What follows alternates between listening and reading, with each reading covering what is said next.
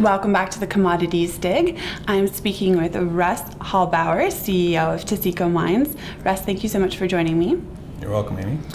Prosperity. You've run into some issues. It's been rejected twice now by the Ministry of the Environment in Canada.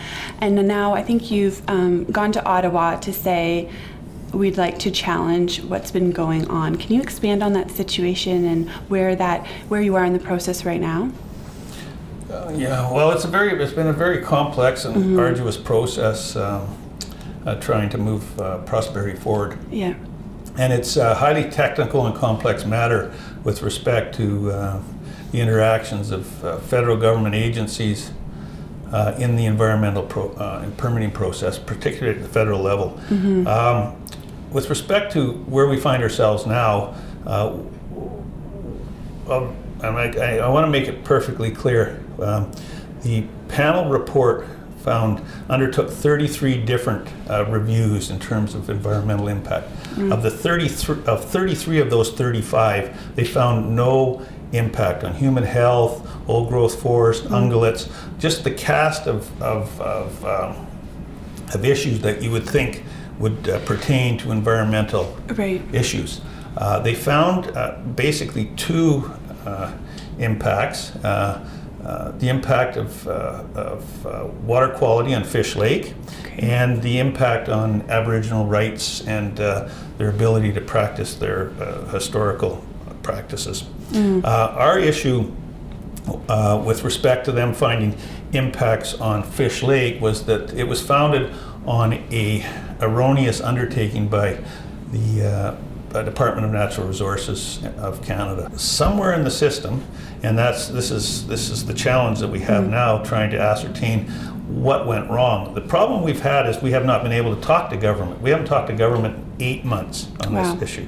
So it's like they've undertaken this process and have not asked us for any other input in terms of if there was some differences of opinion between the federal agencies that are overseeing it, i.e. Environment Canada or Natural Resources Canada, overseeing what went on with our design, then you'd think the natural progression would they would come and want to have clarification of those matters. They haven't. They completely made their decisions in isolation from the input we had because they felt that the panel that they had put in place reviewed that. Well, our issue is that they have not reviewed this properly, and so consequently this has a material impact not only on our company but on the thousands of people in the Cariboo.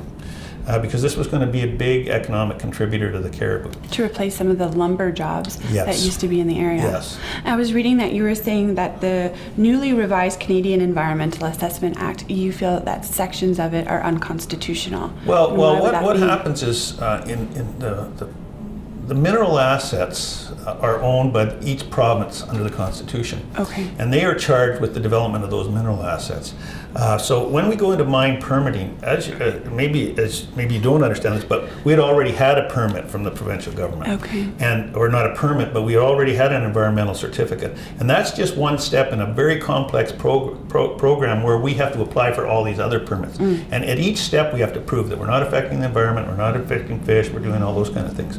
Now, when you deal with the federal government only has oversight on a very few issues, and we're not actually getting an environmental certificate from them. We're getting authorizations to what they call harmful alteration and destruction of fish habitat, which comes under the Fisheries Act, and what we call an MMER Schedule 2, which allows you to put mine effluent into water bodies, and that water body was going to be our tailings pond.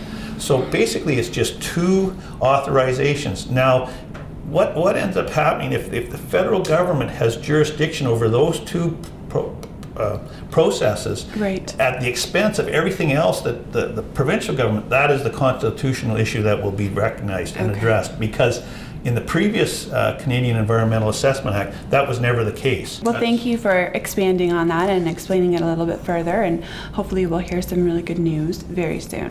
Well, we certainly hope so. Let's take a break, and when we come back, we'll talk about copper, where that's headed in 2014.